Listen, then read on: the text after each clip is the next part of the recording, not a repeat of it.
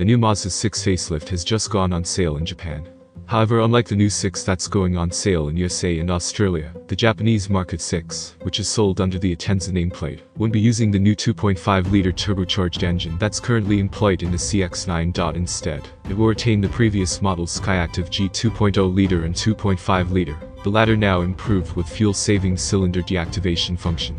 Also offered is the SkyActiv-D 2.2-liter turbodiesel, which in Japanese specifications now makes 15 PS and 30 Nm more than before, 190 PS and 450 Nm. In USA and Australia, the new 6 has dropped the 2.0-liter naturally aspirated petrol engine in favor of a 2.5-liter turbo, which is sold alongside the naturally aspirated 2.5-liter engine, now updated with cylinder deactivation technology. Like the new CX-3, Mazda has tweaked the chassis of the new 6 to incorporate elements of Mazda's latest SkyActiv vehicle architecture, a new platform that will eventually underpin all of Mazda's next generation models.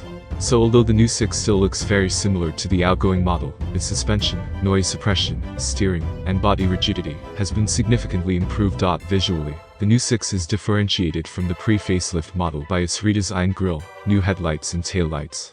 Inside, the cabin is now even more luxurious than before.